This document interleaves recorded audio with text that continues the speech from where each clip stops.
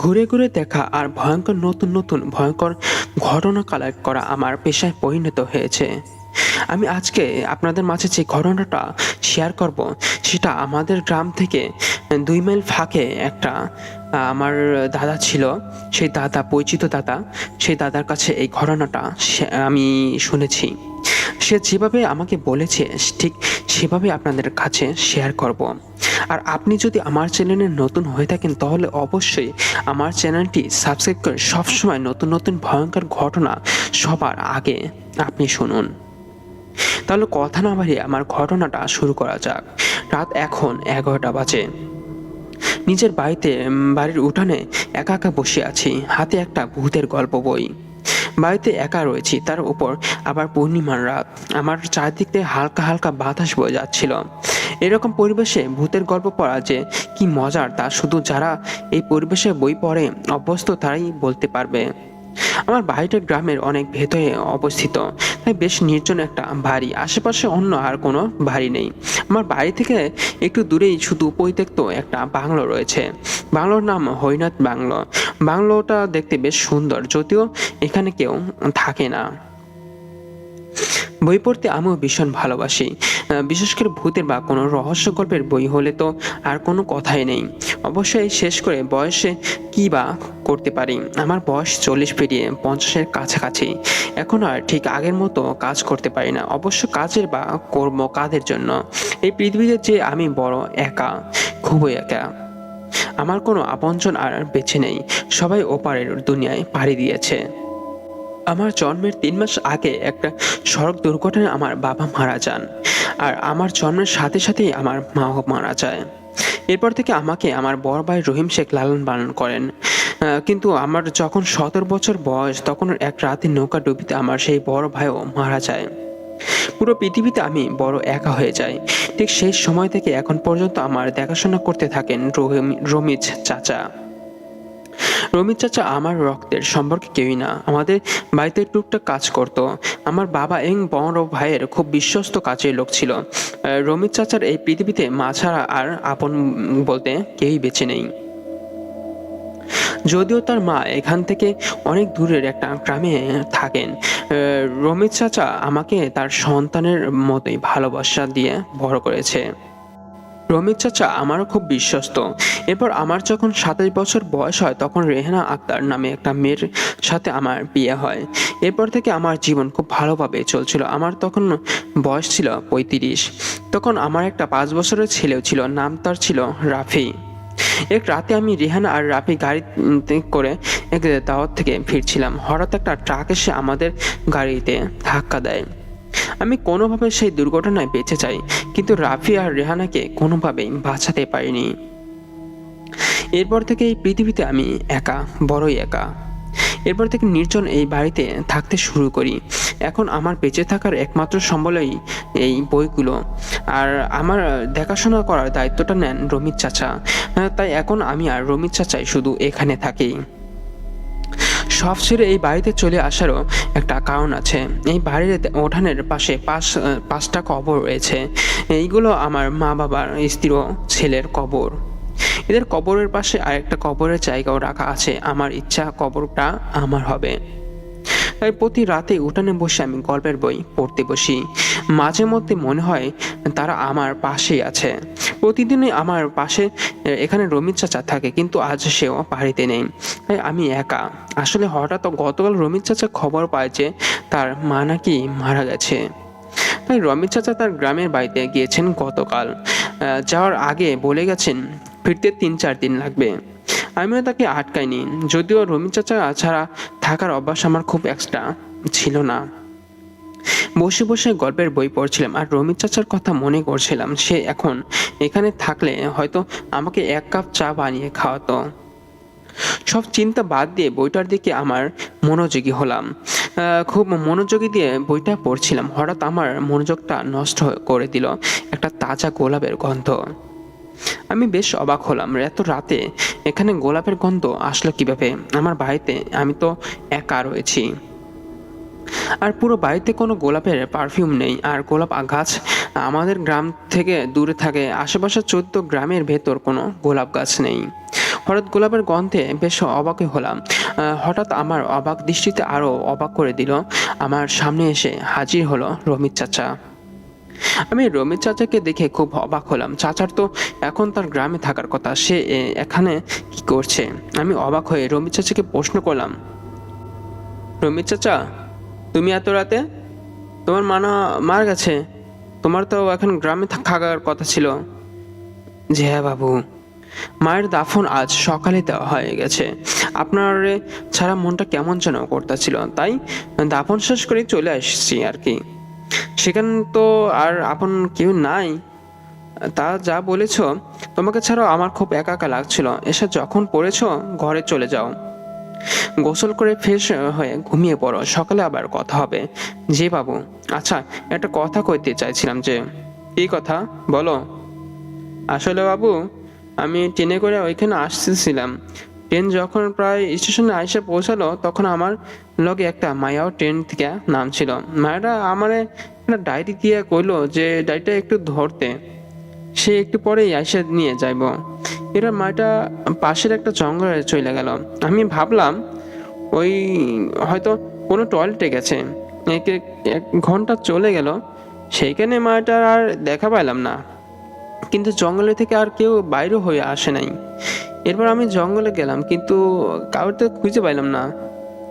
এরপর আর কিছু না কইয়া ডায়েরিটা লইগে করে নিয়ে আসছি আর কি। আমি তো মূর্খ, মানুষটি কি লেখা আছে পড়তে পারি না, তাই ডায়েরিটা আপনি রাখেন। কোথায় ডায়েরি দেখি? এরপর রমিত চাচা তার পটলা ব্যাগ থেকে একটা ডায়েরি বের করে আমাকে দিলেন। ডায়েরিটা দেখে বুঝতে পারলাম যে ডায়েরিটা খুব পুরাতন একটা ডায়েরি, হয়তো কারো ব্যক্তিগত কথা লেখার ডায়েরি। কারো অনুমতি ছাড়া তার ব্যক্তিগত ডায়েরি পড়া উচিত হবে না। তাই ডায়েরিটা রমিত চাচার কাছে থেকে নিয়ে উঠানের পাশে থাকা একটা টেবিলে রাখলাম। রমিত চাচাকে বললাম, আচ্ছা পরে নিব আমি, ঠিক আছে?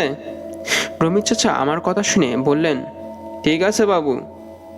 আচ্ছা, আপনার জন্য কি চা বানিয়ে নিয়ে আসবো? তোমার হাতের চা না খেলে তো আমার রাতে ঘুমিয়ে হয় না চাচা।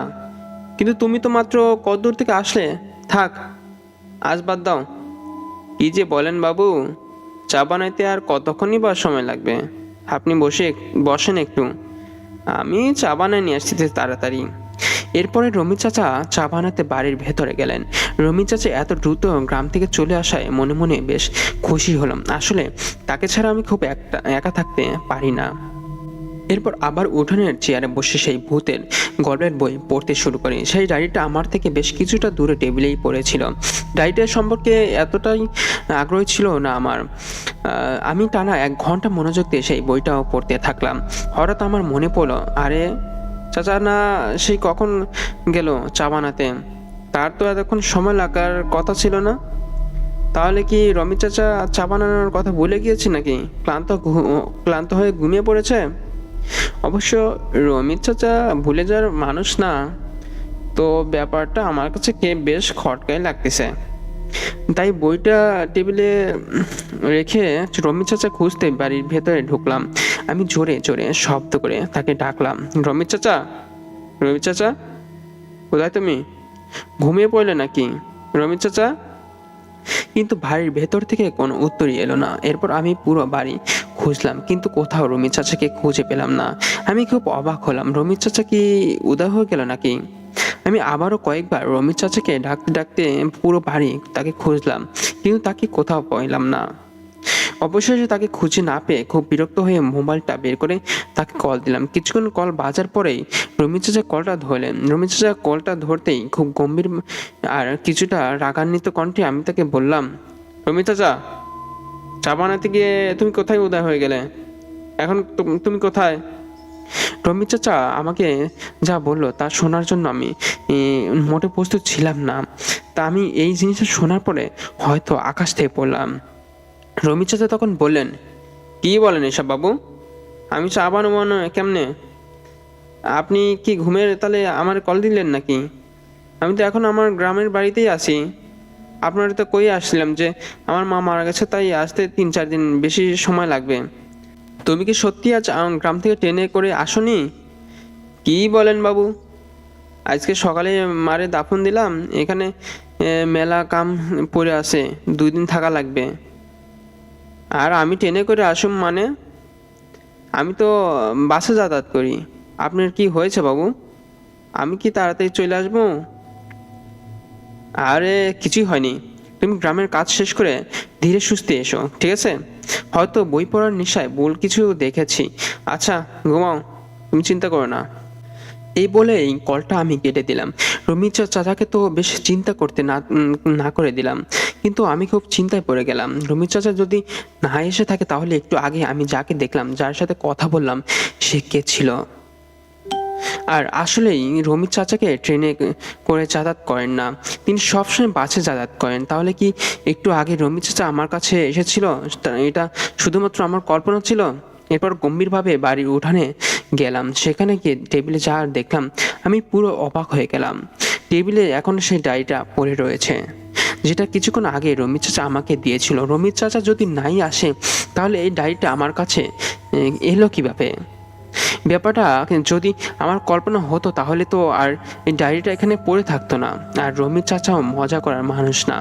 বুঝলাম এই সকল রহস্যের সমাধান এই ডায়েরির ভেতরে রয়েছে। এরপর ডায়েরিটা টেবিল থেকে নিয়ে পড়া শুরু করলাম। ডায়েরির ভেতরে অনেক পুরাতন ভয়ঙ্কর জিনিস রয়েছে, যেটা আমি কিছুক্ষণ পড়ার পরে আমার মাথাটা হঠাৎ করে ঘুরপাক খাচ্ছে। আমি কি পড়ছি না পড়ছি কিছু আসলে বুঝতে পারছি না। বইটা পড়ার কিছুক্ষণ পরেই হঠাৎ শুরু হতে থাকে ঝড়। যে ঝড় আসলে সেই সাধারণ ঝড় নয়, মনে হচ্ছে আশপাশে একটা টর্নেডো হচ্ছে। তারপর আমি ওই বই সাথে সাথে বন্ধ করে ফেলি, আর সাথে সাথে সব কিছু যেন স্বাভাবিক হয়ে গেছে। আসলে কি এই ডায়েরির মধ্যে রহস্য আছে নাকি অন্য কিছু? বন্ধুরা, আমি আপনাদের কাছে একটা প্রশ্ন জিজ্ঞেস করতে চাই, এই ডায়েরির মধ্যে কি আছে? কোনো দৈত্য, জিন নাকি কোনো প্রেত? আমরা চলে যাব পরবর্তী ঘটনায়। যেভাবে লেখা আছে আমি ঠিক সেভাবে আপনাদের কাছে শেয়ার করব। যেভাবে বললে আপনাদের ভালো লাগবে, অবশ্যই আপনাদের কাছে ঠিক সেভাবে আমি বলার চেষ্টা করব। আর আপনি যদি আমার চ্যানেল নতুন হয়ে থাকেন তাহলে অবশ্যই আমার চ্যানেলটি সাবস্ক্রাইব করুন। আর সবার সাথেই আমার জানা ভয়ঙ্কর ঘটনাটা শেয়ার করবেন ইনশাল্লাহ। তাহলে আমার ঘটনাটা শুরু করা যাক। আসসালামু আলাইকুম রহমতুল্লাহ। সবাই কেমন আছেন? আজকে আমি আপনাদের মাঝে ভয়ঙ্কর একটা ঘটনা তুলে ধরবো, যেটা আমার ইমেল থেকে পাওয়া। যেভাবে লেখা আছে আমি ঠিক সেভাবে আপনাদের কাছে শেয়ার করব। আসসালামু আলাইকুম প্রিয় হৃদয় ভাইয়া। ওয়ালাইকুম আসসালাম। আপনি কেমন আছেন? জি আলহামদুলিল্লাহ, আল্লাহর রহমতে এবং আপনাদের দোয়ায় অনেক ভালো আছি। আমি আপনার প্রতিটি ঘটনা আমি নিয়মিতই শুনি, আর আমার জানা একটা ভয়ঙ্কর ঘটনা আপনার ইমেলে পাঠালাম। এর আগে আমি আপনাকে একটা ভয়ঙ্কর ঘটনা আমি আপনার ইমেলে পাঠিয়েছিলাম। আপনি অনেক সুন্দরভাবে সবার কাছে তুলে ধরেছিলেন, আমার অনেক ভালো লেগেছে। তাই আমি আবারও নতুন একটা ঘটনা আপনার ইমেলে পাঠিয়েছি, যেটা আরও এর চাইতে বেশি ভয়ঙ্কর হবে। ঘটনাটা শুরু করার আগে আপনাদের সবাইকে বলে রাখছি, আমার চ্যানেলটি যদি আপনার কাছে নতুন হয়ে থাকে তাহলে অবশ্যই সাবস্ক্রাইব করে সবসময় নতুন নতুন ভয়ঙ্কর ঘটনা সবার আগে আপনি শুনুন। তাহলে কথা না বাড়িয়ে যেভাবে লেখা আছে আমি ঠিক সেভাবে আপনাদের কাছে শেয়ার করব। আমার নাম আদিব। আমি একটি গ্রামে বাস করি। আমার বাসা থেকে আমার নানার বাসায় যেতে 30 থেকে 35 মিনিট সময় লাগে, কিন্তু সেখানে যাওয়ার সময় পড়ে একটি খাল এবং একটি পুরাতন শ্মশান, যেখানে অনেক দিন সনাতন ধর্মের কেউ মরা পোড়ায়নি। যাই হোক, একবার আমার নানা বাড়িতে অনুষ্ঠান ছিল। আমার মা দুপুরের দিকে সেখানে চলে যায়। অবশ্য আমাকেও বলেছিল তার সাথে যাওয়ার জন্য, কিন্তু আমি যাইনি, কারণ আমার হাডুডুর খেলা দেখার প্রতি ছিল চরম নেশা। আর সেদিন বিকেলে একটা হাডুডুর খেলার আয়োজন হয়েছিল। মা চলে যাওয়ার পর আমি দুপুরে খাওয়া দাওয়া করে বিকেলের দিকে চলে যাই সেখানে খেলা দেখতে। খেলা শেষ হতে হতে সন্ধ্যা হয়ে যায়। এরপর সেখানে আমি আমার এক বন্ধুর সাথে আড্ডা মারতে থাকি। নানাবার যাওয়ার কথা একদম ভুলে যাই। তারা সাথে আড্ডা মারতে মারতে হঠাৎই আমার মনে হলো নানা বাড়ি যাওয়ার কথা। তাই আমি আমার বন্ধুকে বিদায় জানিয়ে নানার বাড়ির উদ্দেশ্যে রওনা দিলাম। যেহেতু নানার বাড়ি একটা অনুষ্ঠান ছিল, তাই আমি একটু তাড়াতাড়ি হাঁটা দেই। পুকুর পার করে যখনই আমি শ্মশানের রাস্তাতে যাচ্ছিলাম, সেখানে থেকে আমি একটা আওয়াজ পাই। আওয়াজ ছিল একদম যেন কেউ কিছু খাচ্ছে। প্রথমে আমি নিজেই নিজের মনের ভুল মনে করে পরবর্তীতে একই শব্দে বারবার আসায় আমি ওইদিকে তাকাই এবং তাকিয়ে যা দেখি তার জন্য আমি কোনো মতেই প্রস্তুত ছিলাম না। দেখি সেখানে 10-12 ফুট উচ্চতার কিছু একটা বিড়ালকে যেন খাচ্ছে। প্রথমে আমি নিজেই মনের ভুল মনে করলেও পরবর্তীতে একই শব্দ বারবার আসা আমি ওই দিকে তাকাই এবং তাকিয়ে যা দেখি তার জন্য মোটেও প্রস্তুত ছিলাম না। দেখি সেখানে 10-12 ফুট উচ্চতার কিছু একটা বিড়ালকে খাচ্ছে, যা দেখে আমার মুখ থেকে চিৎকার বেরিয়ে আসে আর ওই জিনিসটা আমার দিকে তাকায়। ভয়ানক বিবস্ত্র একটা রক্তমাখা মুখ দেখতে পাই আমি। এরপর আল্লাহ বলে চিৎকার দিয়ে নানা বাড়ির উদ্দেশ্যে দৌড় দেই। কতক্ষণ দৌড়েছি আমি জানি না, আমার চোখ যেন অন্ধকারে মিলিয়ে গেল। এরপর যখন চোখ খুলি তখন নিজেকে নানি বাসায় আবিষ্কার করি। সবাই আমায় ঘিরে দাঁড়িয়ে আছে, মা বসে বসে খাচ্ছে। এরপর নানা এগিয়ে এসে আমাকে জিজ্ঞেস করলো, কি হয়েছে? আমি সব ঘটনা খুলে বললাম। তখন দেখে নানা আতঙ্কিত হয়ে যায় আর বলে, আবার শুরু হয়ে গেল সব। আমি অবাক হয়ে বলি, কি আবার শুরু হবে? নানা তখন বলল, তুমি এখন একটু বিশ্রাম নাও, আমি একটু আসছি। এরপর আদিবের গ্রাম প্রধানের কাছে গেল এবং বলল, প্রধান মশাই, আমার শুরু হয়ে গেছে সব কিছু। প্রধান মশাই শুনে আতঙ্কিত হয়ে গেল আর বলল, তাহলে এখন উপায় কি? তখন আদিবের নানা বলল, একটা সভা আয়োজন করা উচিত। এরপর তারা একটি সভার আয়োজন করে। সেখানে গ্রামের প্রতিটি পরিবারের প্রধানকে ডাকা হয়। সেখানে সবাইকে দৈত্যের বিষয়টি জানানো হয়। সেখানে যারা প্রায় একটু বয়স্ক ছিল তারা এই বিষয়টি জেনে ঘাবড়ে যায়, কিন্তু যারা একটু কম বয়সী ছিল তারা বিষয়টা কিছুই বুঝতে পারে না। আদিবের নানা তখন তাদের বলে, তোমাদের একটা ঘটনা শোনাই, তাহলে সব বুঝতে পারবে। আজ থেকে প্রায় 30-35 বছর আগে এই গ্রামে ঘটে যায় একটি ভয়ানক ঘটনা। একদিন গ্রামের এক মাঝি, যার নাম ছিল হরিশ মাঝি, সে তার পুরো পরিবার সহ তাদের নিজ বাড়িতে খুন হয়। তাদের দেহ দেখে সে কারো গা শিউরে ওঠে। মনে হচ্ছিল তাদের কোনো হিংস্র প্রাণী ছিঁড়ে ছিঁড়ে খেয়েছে। এরপর তাদের জানাজা করে কবর দেওয়া হয়। সেই গ্রামের আরেকজন মাঝি মাছ ধরে আসছে শ্মশানের পাশ দিয়ে। তখন ওই শ্মশানে মোড়া পোড়ানো হতো। যাই হোক, সেই মাঝি আসার সময় শ্মশানে কিছু আওয়াজ শুনতে পায়। তারপর সে শ্মশান যা দেখে তা দেখলে যে কারো রক্ত হিম হয়ে যাবে। সে দেখে যে তাদের ওই গ্রামে মরা পোড়ায় তাকে অনেক লম্বা কোনো কিছু চিবিয়ে চিবিয়ে খাচ্ছে। এটা দেখে সে একটা দৌড় দেয় এবং তার বাড়ির উঠানে গিয়ে অজ্ঞান হয়ে যায়। এরপর কবিরাজকে ডেকে আনা হয়, সেই সাথে আমরা কয়জনও আসি। কবিরাজ অনেক চেষ্টার পর তাকে জ্ঞান ফেরাতে সক্ষম হয়। তারপর তার মুখ থেকে আমরা সব শুনি এবং তার কথা অনুযায়ী সে শ্মশানে যায় আর যে দেখি মরা পোড়ায় তার রক্তাক্ত লাশ। এটা থেকে আমরা সবাই খুব ভয় পেয়ে যাই। এরপর সনাতনী ধর্ম অনুসারে তাকে পোড়ানো হয়। কিন্তু পরের দিন ঘটে যায় আর একটা ভয়ানক ঘটনা। যে মাঝি সেখানে শ্মশানে যে এই ঘটনা দেখেছিল তার সহ তার পুরো পরিবারের লাশ, তাদের দেখেও মনে হচ্ছিল কেউ খুবলে খুবলে খেয়েছে। এরপর যেহেতু তারা মুসলিম ছিল তাই আমরা জানাজা পড়িয়ে তাদের কবর দেই। তবে এই ঘটনার পর কেউ আর বাসা থেকে রাতে বের হয় না। কিন্তু তারপরে দেখা যায় রাতের বেলা বিভিন্ন বাড়ির মুরগির খোয়ার থেকে মুরগির গরু ছাগলের রক্তাক্ত লাশ পাওয়া যায়। আর কত আমরা চেষ্টার কমতি রাখিনি, অনেক কবিরাজ এনেছি কিন্তু কোনো লাভ হয়নি। কিন্তু এরপর কিছুদিন পরে এই সব বন্ধ হয়ে যায়, সব কিছু স্বাভাবিক হয়ে যায়। এত বছর কোনো কিছুই হয়নি, কিন্তু এইবার আমার নাতি সেই ভয়ানক দৈত্যজিনকে দেখেছে। এখন জানি আমাদের কি হয়। এই বলে আদিবের নানা কাঁদতে লাগলেন। যারা এই বিষয়টি জানতো না তারা এই ঘটনা শুনে অবাক হয়ে যায়। আবার অনেকে আদিবের নানার সান্ত্বনা দিতে থাকেন। গ্রাম প্রধান তার চেনা একটা কবিরাজের কাছে আদিবের নানাকে পাঠায় তার সমস্যার সমাধানের জন্য। আদিবের নানা সেখানে যায় এবং কবিরাজকে সব খুলে বলে। এরপর কবিরাজ তার সাথে তার বাসায় যেতে থাকে। বাসার সীমানায় পৌঁছাতেই কবিরাজ থমকে যায় আর বলে, এই বাড়িতে অশুভ ছায়া আছে। আদিবের নানা বলে, এদের থেকে মুক্তি পাবার উপায় কি? কবিরাজ তখন বলে, আপাতত আমি বাড়িটা সুরক্ষিত করে যাচ্ছি। কথা মতো কবিরাজ বাড়িটা সুরক্ষিত করে এবং আদিবের জন্য একটা তাবিজ আর রাতে কাউকে না বেরোনোর পরামর্শ দেয়। রাতে বেলা ঘটে কিছু ভয়ানক ঘটনা। বাড়ির চারপাশে মনে হচ্ছে এক ধরনের ঝড় হচ্ছে আর বিভিন্ন পৈশাচিক হাসির আওয়াজ আসছে। সারা রাত এমন ঘটতে থাকে, ফজরের আজানের কিছুক্ষণ আগে সব শান্ত হয়। এরপর আদিবের নানা আবার গ্রাম প্রধানের কাছে যায় এবং এর একটা বিহিত করতে বলে। এরপর গ্রাম প্রধান সেই কুবরাজকে ডেকে পাঠায়। এরপর বলে, আপনি তো জানেনই সবকিছু, এখন একটা উপায় বলে দিন, না হলে তো সর্বনাশ হয়ে যাবে। কবিরাজ তখন বলে, আমাকে একটা দিন সময় দিন, আমি আমার অনুসারী জিনদের দিয়ে আগের খবর নিয়ে নিই। এই বলে কবিরাজ চলে যায়। সেই দিন রাতে আদিত্যের বাসায় আর কিছু হয় না, তবে রাতে প্রতিবেশীদের বাসার থেকে হাঁস মুরগির চেঁচানোর আওয়াজ আসতে থাকে। একটু পর আবারও সব নিস্তব্ধ। ভোরের দিকে আশেপাশের লোকজন সহ ওই বাড়িতে যায়, গিয়ে দেখে বাড়ির সব হাঁস মুরগি মরে পড়ে আছে, কিন্তু তাদের বুক ফাড়া।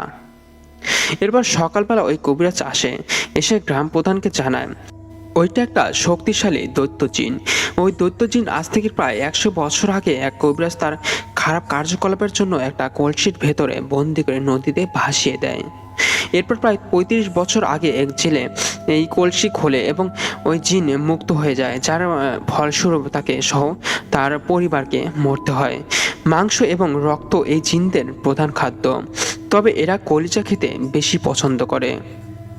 এই কথা শুনে গ্রাম প্রধান খুব ভয় পেয়ে যায় এবং বুঝতে পারে হরিশ মাঝি কি করে মারা যায়। এরপর প্রধান বলে, তাহলে উপায় কি, বা এর থেকে বাঁচার উপায় বলে দিন। কবিরাজ তখন বলে, এই জিন খুব শক্তিশালী, তাকে পরাস্ত করা খুবই কঠিন, তবে এই জিন বেশি দিন এক জায়গায় থাকে না, হয়তো কিছুদিন পর পর জায়গায় চলে যায়। আমাকে একটা প্রক্রিয়া করতে হবে, তাহলে ওই জিন আর এই গ্রামে ঢুকতে পারবে না। প্রধান বলে, তাহলে ওই প্রক্রিয়ায় কখন শুরু করবেন? কবিরাজ তখন বলে, আজকে করব, না হলে হয়তো ওই জিন আরেকটি পরিবারকে শেষ করে দিতে পারে, কিন্তু তার জন্য আমার কিছু জিনিস এবং প্রায় 50 জন সাধারণ হাফেজ আর 3 জন প্রসিদ্ধ হাফেজ লাগবে।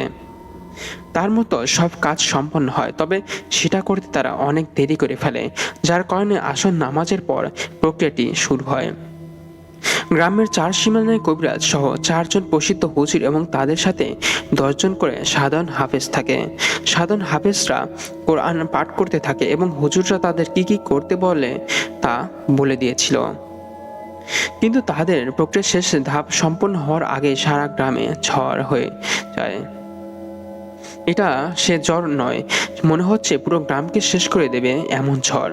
তারা কিছুতেই কিছু করতে পারছিল না। হঠাৎ করে প্রথম সীমানার দায়িত্বে যে হুজুর ছিলেন তাকে ওই জিনটা সবার সামনে মাথা থেকে মুন্ডু আলাদা করে দেয়। এর ফলে বাকি সেই হাফেজরা ছিল সীমানার তার যার মতো দৌড়াতে লাগে, কিন্তু তাতেও কোনো লাভ হয় না। এক এক করে সবাইকে খতম করে সে নরখাদক দৈত্য জিন। ওই রকম দ্বিতীয় সীমানায় প্রায় সবারই একই হাল হয়, কিন্তু কিছু হাফেজ বেঁচে যায়। তারা গ্রামে ঢুকে প্রধানের বাড়ি যায় এবং প্রধানকে সব খুলে বলে। প্রধান খুব চিন্তিত হয়ে যায় এবং সব গ্রামবাসীদের ঘর থেকে বের হতে মানা করে দেয়। এরপর বাকি সেই সীমানা ছিল তাদের একই হাল হয়। সেই হাফেজরা বাঁচার চেষ্টা করেছিল, পালিয়ে এসে গ্রামবাসীর দরজায় দরজায় করা নাড়ে। তারা আর বলে, আমাদের একটু আপনাদের বাসায় আশ্রয় দেন, না হলে যে কেউ আমাকে মেরে ফেলবে। কিন্তু বেশিরভাগই মানুষ তাদের দরজা খুলেনি। প্রায় সারা রাত চিৎকার শোনা যায় সেই রাতে। মনে হচ্ছিল হাফেজরা তাদের মৃত্যু যেন তাদের সামনে দেখতে পাচ্ছিল, তাই এরকম চিৎকার পাচ্ছে। কিন্তু এতেও গ্রামবাসীর মন গলেনি। হ্যাঁ, তবে কিছু কিছু পরিবার তাদের গৃহ আশ্রয় দিয়েছিল কিছু হাফেজকে। রাতটা শেষ হলো, সব চিৎকারের সমাপ্তি হলো। গ্রামবাসী বের হয়ে দেখলো এক এক জায়গায় এক এক হাফেজের লাশ পড়ে আছে। সেই হাফেজকে কি বাঁচার কোনো ইচ্ছে ছিল না? তারা কি গ্রামকে বাঁচাতে এই প্রক্রিয়ার অংশগ্রহণ করেনি? তাদের কি কোনো মিনা ছিল না? এই প্রশ্ন মাথার মধ্যে বারবার ঘুরছে, কিন্তু মাথার মধ্যে একটা ঘুরপাক খাচ্ছে। সেই হাফেজদেরকে কে মারলো? জিন নাকি অন্য কিছু?